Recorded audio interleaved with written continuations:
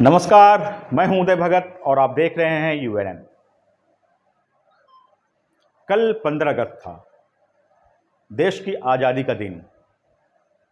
लेकिन विश्व पटल पर देखा जाए तो 15 अगस्त हिंदुस्तान और दक्षिण कोरिया के आज़ादी के दिन के अलावा एक और घटना के लिए याद किया जाएगा। जी हां, अफगानिस्तान पर तालिबान का कब्जा, अफगानिस्तान के राष्ट्रपति उपराष्ट्रपति का देश छोड़ना और बात बात पर सोशल मीडिया पर अपनी राय रखने वाले लिबरल गैंग का इस मसले पर चुप रह जाना, इन सभी के लिए याद किया जाएगा। तो आज मैं ट्विटर देख रहा था, आपको याद होगा दुनिया के किसी कोने में अगर कोई भी हमला किसी इस्लाम पर होता है या इस निंदा होती है, उसका असर हमारे देश पे देखने को पड़ता है। हम आपको ले चलते हैं 9 साल पहले, देश की आर्थिक राजधानी मुंबई की हृदय स्थली यानी बृहन मुंबई महानगर पालिका के सामने और सीएसटी रेलवे स्टेशन के सामने एक बड़ा सा मैदान है जिसका नाम है आज़ाद मैदान। खेल का बड़ा मैदान है, बच्चे खेलते हैं वहाँ। धरना प्रदर्शन सालों भर होता रहता है वहाँ, यानी कहीं सरकार को लेकर कोई भी मांग हो, लोग वहीं धरना प्रदर्शन करते हैं। वहीं पे मुंबई प्रेस क्लब का ऑफिस है, मुंबई मराठी पत्रकार संघ का ऑफिस है, उसी आज़ाद मैदान कैंपस में। उस दिन लाखों की भीड़ जुटी थी। दिन था 11 अगस्त 2012। भीड़ क्यों जुटी थी भाई? बर्मा में मुसलमानों पर अत्याचार हो रहा है, यानी रोहिंग्या मुसलमानों को बर्मा से खदेड़ा जा रहा था, जिसके विरोध में रजा एकेडमी ने एक विरोध प्रदर्शन किया था। भीड़ जुट गई, जरूरत से ज़्यादा भीड़ जुट गई, भाषणबाजी हुई, लोग बर्मा भूल हिंदुस्तान के बारे में आज बोलना शुरू कर दिए। और फिर कुछ लोगों ने वहाँ शहीद स्मारक जो बना हुआ था, जो हमारे देश की आज़ादी के लिए लोग शहीद हुए थे, उनकी स्मारक को तोड़ दिया। ये मामला काफ़ी गुंजा था। आपको मैं सिर्फ एग्जाम्पल इसलिए दे रहा हूँ, ये बताने के लिए कि किस तरह दुनिया भर में जब मुसलमानों के खिलाफ कुछ होता है तो हिंदुस्तानी मुसलमान उग्र होते हैं। प्रदर्शन करना जायज़ है, आप अपनी मांग रख सकते हैं, विरोध प्रदर्शन कर सकते हैं, लेकिन प्रदर्शन के नाम पर उग्र होना कतई उचित नहीं है। आप सोचिए, एक छोटी सी घटना बर्मा की जो हमारे देश में भी नहीं हुआ था, उसको लेकर इतना हंगामा हुआ कि शहीद स्मारक लोगों ने तोड़ दिया। एक फोटो काफ़ी वायरल हुआ था, मिड डे में छपा था। हमारे मित्र हैं कामले जी, उन्होंने निकाला था फोटो। ये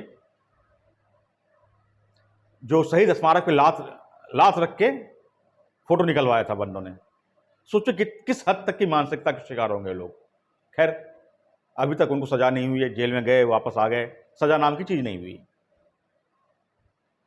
तो इसका उदाहरण देना जरूरी था कि किस तरह हम करते हैं। यही नहीं, फ्रांस में एक शिक्षक ने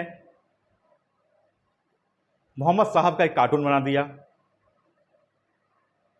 उसका असर कहाँ हुआ? हिंदुस्तान में। मुनव्वर राणा जैसे लोग उग्र हो गए। अब फ्रांस में तो नरेंद्र मोदी बैठा हुआ नहीं है ना। डेनमार्क में एक घटना होती है, उसका असर दिल्ली में होता है, दिल्ली में दंगे हो जाते हैं। न घटना करने वाला हिंदुस्तानी, न जिसके खिलाफ घटना हुआ वो हिंदुस्तानी, लेकिन असर हिंदुस्तान पे। अब मामला आ गया तालिबान का। सबसे पहले बताएं तालिबान है क्या। 1990 में तालिबान का गठन हुआ था। तालिबान का पश्तो भाषा का एक शब्द है तालिबान, पश्तो, जिसका अर्थ होता है स्टूडेंट। जी हाँ, छात्र। यानी जो तालिबानी लड़ाकू लोग हैं, बड़े बड़े LMG लेकर घूमते हैं, महिलाओं को उठा के रेप करते हैं, किसी को गोली मार देते हैं, वो लोग स्टूडेंट हैं। अब किस टाइप के स्टूडेंट हैं? इस्लाम में आस्था रखने वाले, इस्लामी शिक्षा देने वाले, इस्लामी शिक्षा ग्रहण करने वाले स्टूडेंट। उनको किसी देश के कानून से मतलब नहीं, उनको शरिया कानून से मतलब है। अब शरिया कानून बता दें हम, आपको याद होगा 1998 में जब अफगानिस्तान में पहली बार तालिबान ने कब्जा किया था, तो वहाँ 98 से लेकर 2001 तक ना वहाँ टीवी देख सकता था कोई, न टीवी बेच सकता था, न रेडियो को सुन सकता था, न रेडियो को बेच सकता था, न कोई स्पोर्ट्स का आयोजन हो सकता था, यानी मनोरंजन कोई साधन नहीं। महिलाएं को पूरी तरह से बुर्का में बाहर जाना होता था। अगर गलती से उस हाथ में ग्लव्स फटा हो, उनके उंगली दिख गया तो भी कोड़ा मारा जाता था। इस पर कई फिल्में आई है, आपने देखा होगा, याद होगा। हिंदुस्तान में कई फिल्में बनी उसी 3 साल के घटनाक्रम पे। और जब 2001 में तालिबान की विदाई हुई थी तो किस तरह जश्न मनाया गया था वहां की महिलाओं द्वारा। एक फोटो वायरल हुआ था, मुझे याद है अच्छी तरह से, बुर्का में एक महिला फुटबॉल खेल रही है, और वो फोटो के बाद एक दूसरा फोटो था सेम उसी महिला का, जो फुटबॉलर की वेशभूषा में फुटबॉल खेल रही है। यही फर्क था तालिबान और अफगानिस्तान में। तो तालिबान अब आ गया, फाइनली आ गया। अब वहाँ शरिया कानून लागू हो जाएगा। अब वहाँ के शासक जब चाहे किसी महिला को दंड दे सकते हैं, जब चाहे किसी को गोली मार सकते हैं, इस्लामिक कानून न मानने के आरोप लगाकर कुछ भी कर सकते हैं। पिछले कई महीनों से तालिबानी लड़ाके लड़ रहे थे। आपने सुना होगा, पढ़ा होगा अखबारों में, 12 साल से लेकर 40 साल के बीच की महिलाएं, उनके लिए, माफ़ कीजिएगा गलत शब्द का प्रयोग मैं नहीं करना चाह रहा था, उनके लिए सिर्फ हो गया है, जो पसंद आए उठा लो। क्यों? लड़ाके लड़ जाते हैं, उसको थकान मिटाने के लिए महिलाएं चाहिए, ये तर्क दिया जाता था। खैर, तालिबान क्रूर है या अच्छा है, या आप लोग तय कीजिए। मेरा कहना यह है, इतनी बड़ी घटना हो गई एक देश पर, एक लोकतांत्रिक देश पर, हिंदुस्तान का जो दोस्त देश है उस पर तालिबान लोगों ने कब्जा कर लिया, लेकिन सारे लिबरल गैंग चुप हैं। जी हाँ, ना आपको केजरीवाल का ट्वीट दिखेगा कहीं, ना आपको रवीश कुमार का ट्वीट दिखेगा, ना आपको सौरभ भास्कर का ट्वीट दिखेगा। जितने भी लिबरल गैंग वाले हैं, ये जो चंगू मंगू लोग जो बरसाती बैठक में कुछ न कुछ बरबराते रहते हैं, सर्जिल इमाम जैसे लोग, कहीं किसी का ट्वीट नहीं दिखेगा। यानी एक तरह से उनका मौन समर्थन तालिबान के साथ है।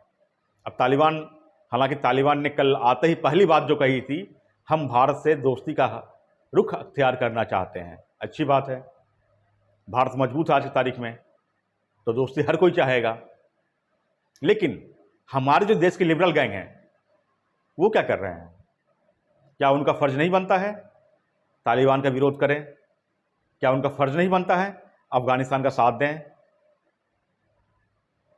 मैंने 2 दिन पहले एक इंटरव्यू देखा था, एक महानुभाव हैं रवीश कुमार जी, बहुत बड़े पत्रकार हैं, जो पिछले 1.5 साल से एक कमरे में कैद हैं, कमरे को स्टूडियो बना दिया है। वो जिस तरह से चिल्ला रहे थे, आज़ादी के नाम पे हम कहाँ आज़ाद हैं, हम कैद हैं। अब भाई कहाँ कैद हो?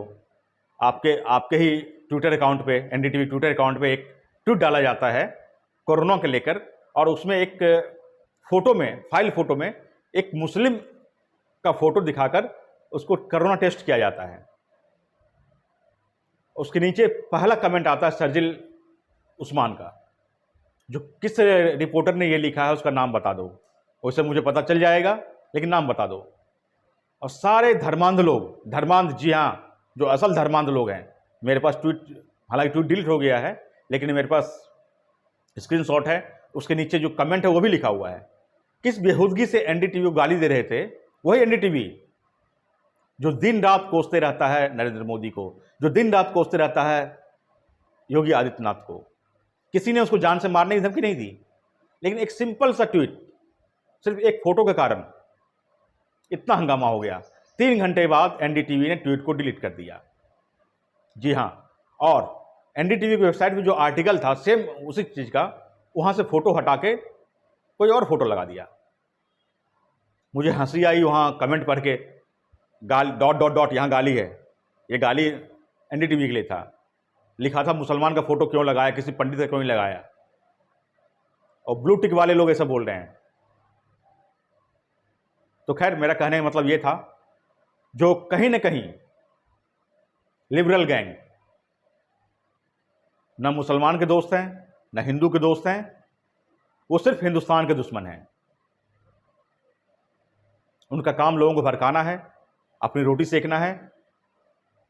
रवीश कुमार के शब्दों में, जो हम क्या पढ़ रहे हैं आज, महोदय आप मैकाले का लिखा हुआ किताब जो शिक्षा पद्धति है वो पढ़ रहे हैं, जिसमें फेरबदल किया गया। आप अकबर महान करते रहिए, तैमूर की जय करते रहिए, टीपू सुल्तान की जय करते रहिए, तो आपको वही पढ़ाया गया है, हमको भी वही पढ़ाया गया है। लेकिन हकीकत क्या है? महाराणा प्रताप भगोड़ा हमने पढ़ा है। खैर, ये अलग चर्चा का विषय है। मेरे कहने का मतलब ये था, तालिबान के खिलाफ हिंदुस्तानी बुद्धिजीवियों की चुप्पी घातक है। जी हाँ, घातक है। उनका मौन समर्थन कहीं ना कहीं तालिबान जैसे लोगों के साथ है। अब कोई बुद्धिजीवी यह न कहे कि वहाँ पीट पीट कर मार दिया गया। जी हाँ, यहाँ चोरों को पीट पीट कर मारने पर भी सहानुभूति चोरों के प्रति होती है। यहाँ कई घटनाएं ऐसी है, यहाँ लोग आपस में लड़ जाते हैं, 5 मुसलमान, एक जो मार खाए वो 5 आरोपी हिंदू बता देते हैं, बाद में मामला साफ होता है 5 मुसलमान थे। जी हाँ, गाजियाबाद मामला।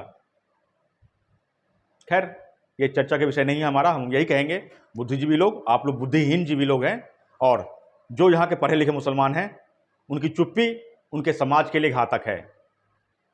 आप अगर विरोध नहीं कर सकते तो चुप रह के समर्थन भी मत कीजिए। धन्यवाद।